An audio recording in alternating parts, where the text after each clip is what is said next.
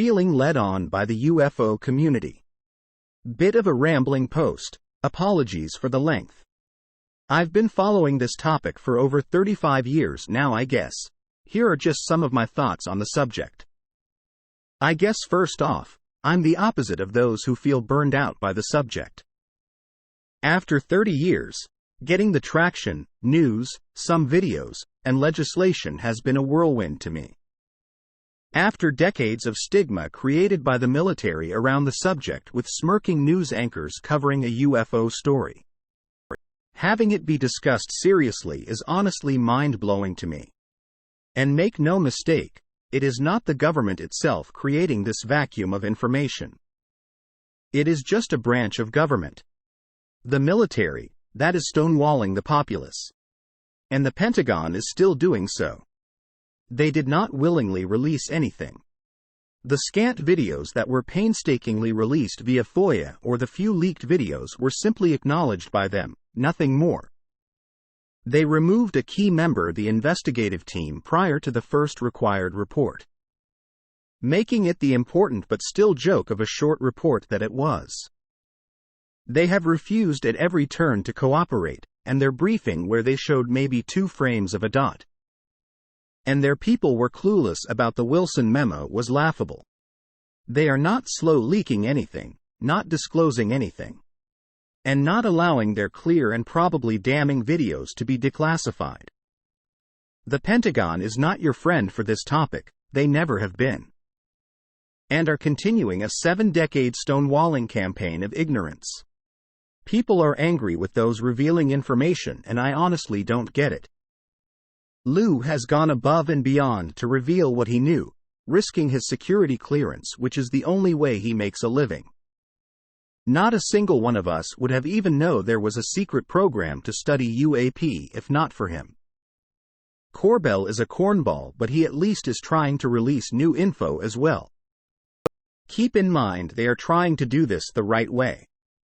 It's the only way to have the possibility to continue what they are doing.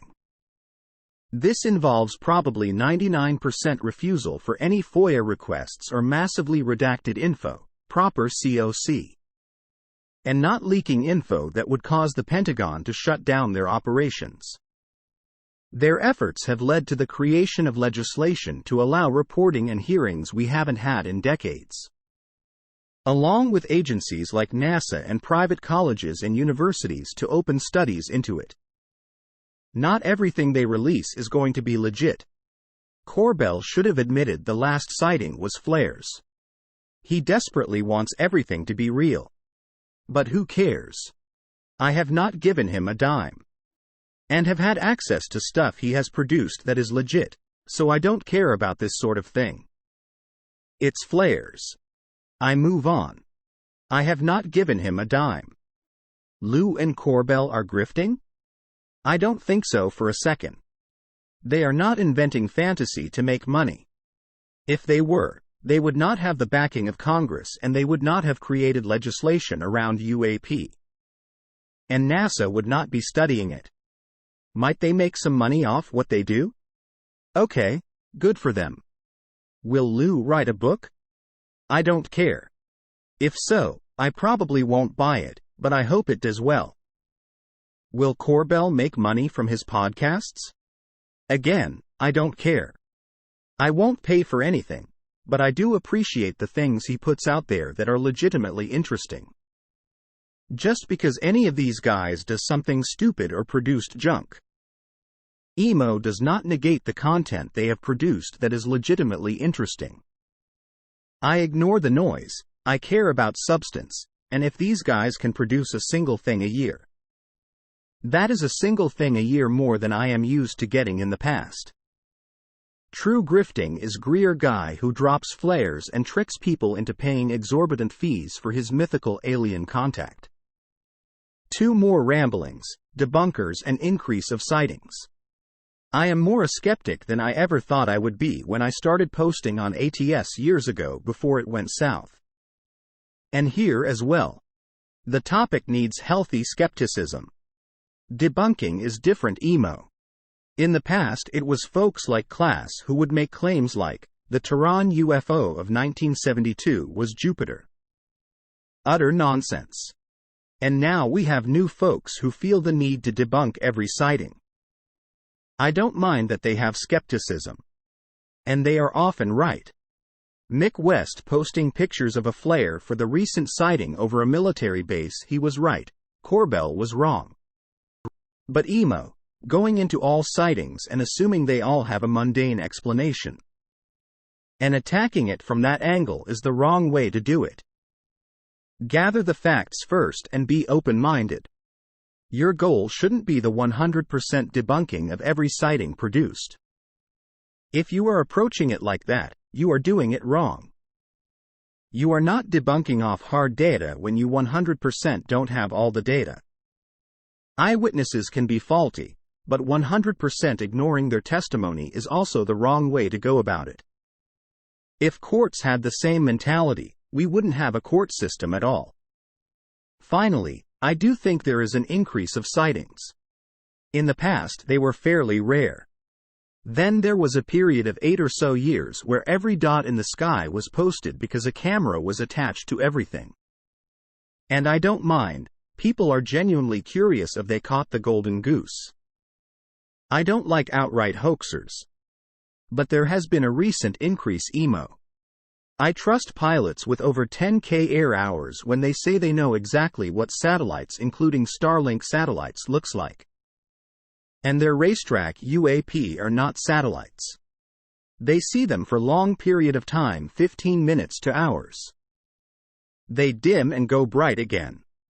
They maneuver in multiple directions. Starlink existed for years, and long before last August when these sightings suddenly started being reported. Some pilots may well be seeing Starlink satellites. That doesn't mean they all are. The recent fiasco with the US going after 3 objects over a weekend is another anomalous event. Sure, here is a selfie of a guy in a spy plane and the Chinese balloon, but no. We won't release any video on UAP we spent hours trying to identify. And an official saying there is a reason we are not calling them balloons. And NOAA saying flatly, no, it is not a balloon of ours. Our balloons don't hover. The Sphere videos in the Middle East. There is more activity. Anyway, thanks for sticking around if you read all that. I just feel excited. Not bored, wore out, burned out, or led on. Compared to the past, the recent activity is moving at a ridiculous pace. It took Stanton Friedman 10 years in the Library of Congress and submitting FOIA requests to write his top-secret magic book. The last 5 years is laughably fast in comparison. If you started following when the articles were first released several years ago, trust me when I say. This is moving at a lightning pace for this subject. Be patient, and don't bite the hands that feed us. You don't have to agree with everything Lou or Corbell or anyone else says. Use your own judgment. But don't completely discount them either. They have provided a lot of content and movement on the subject we haven't had before. My very final thought on this is that it will probably take a very serious whistleblower, i.e., the next Snowden, to break this open. Not enough in Congress care about the subject to put any pressure on the Pentagon. Considering their debt ceiling bill gives the Pentagon even more leverage, it's unlikely they will be pressured to produce anything. An executive order does nothing. The president has no idea if what produced is the totality of what they have. I am hoping someone comes forth with direct involvement and lots of proof. Maybe the increased pressure on the subject will help them make up their mind. Post from user Hirokage at Reddit.